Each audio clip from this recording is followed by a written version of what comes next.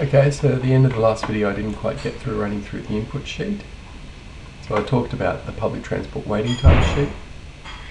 But I didn't quite finish talking about that. So you can see here that the waiting time wait's the same everywhere, but if you had a really nice interchange or somewhere where you thought the interchange penalty was, or the waiting time was more or less valuable, you could change that in any square here. So you might want to do that, for example, if you have a really, say, a rapid bus route converging with another rapid bus route, and the interchange there is a high quality interchange, and there's a place where you can buy a coffee or pick up a paper or whatever, then people may not mind waiting in that sort of space as much, so you would reduce the waiting time wait there.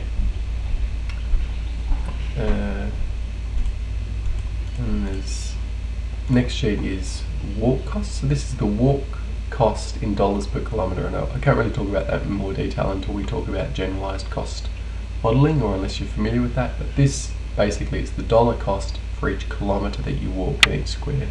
So again, it's the same everywhere here, but if there were some places where it was nicer to walk, for example, you might want to change this dollar cost per kilometre. This dollar cost actually represents a time, so there's some inconvenience associated with walking, and so the way we model it is it's represented as a negative utility or a dollar cost, if you want to think about it that way.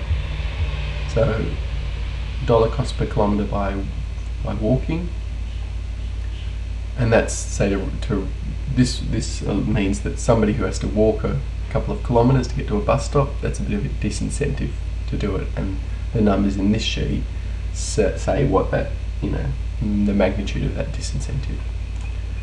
This is the bike costs per kilometre, same as walking costs.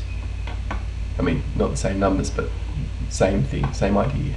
This is the number of dollars for each kilometre you travel by bike, the perceived cost, dollar cost. And that perceived dollar cost bundles up everything, time costs, any inconvenience or danger or anything like that. Okay, parking cost. So this is the parking cost in dollars. So if you drive by car, you drive to one of these zones in the middle here, then there's an implied parking cost of $8. Now that could be an actual parking fare of $8, parking fee of $8, but it can just represent sort of inconvenience. So even if there were free parking, but parking were very difficult to get, and you had to drive around to find a park, and you had to park actually a little bit further away from your destination, there's some hassle involved, and so that could be represented as a dollar cost. But here all this is meant to say is that when you travel by car, there's a cost at the destination end for parking, and again it's a dollar cost. Now I should just be clear that there's actually two lots of parking costs in the simulation. Because we do return trips, there's a parking cost for the end of the first leg of the trip, and there's a parking cost for the return leg. And it makes sense for those to be separate, because let's say we think about this in terms of commuting.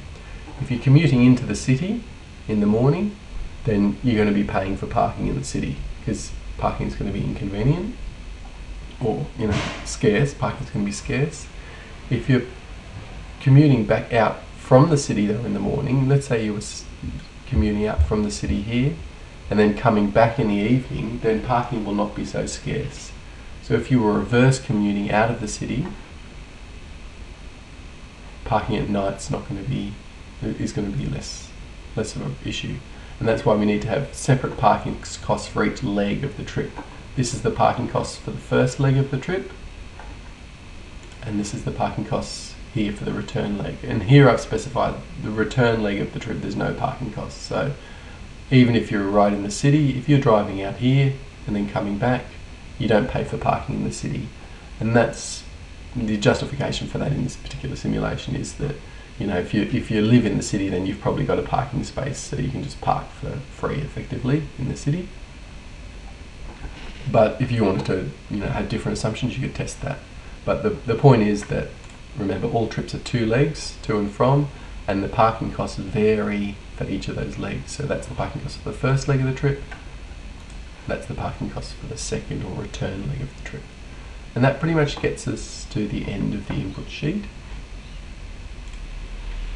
I didn't talk very much about the core inputs here, and I don't think I'll do that, and can't really do that very well until I talk in a bit more detail about generalised cost modelling. If you're familiar with generalised cost modelling, then a lot of these should hopefully make immediate sense to you already. So the value of time is a dollar value, so how much value people place on their time. So in this case, it's $14 an hour. So this is just to reflect, you know, if people spend longer in traffic, then they don't like it. They'd rather take a shorter trip, basically. People have a preference for a shorter trip, and that's modelled by placing a value on the time spent in the trip, and also on the time spent waiting and that sort of thing. But so most of these parameters are to do with generalised costs. The ones that we've already talked about is the size of each zone. It's 1.5 kilometres in the simulation, and there's some other variables that should be pretty easy to, pretty self-explanatory. But a lot of them aren't self-explanatory, so I'll need to go through them in some detail. We talked about the bus and rail stopping time. There's also fares. So in this case, there's a $1.50 fare for boarding a bus or a train, and then a 10-cent cost for each kilometre that you travel. So that's going to be taken into account. There's no integrated fares, so if you hop off one bus and onto another, you pay the fare again. In this particular example, it's just how I've set it up. And that'll probably do for now, and I'll go through these in more detail when I talk about generalised cost, or how our train actually simulates the travel.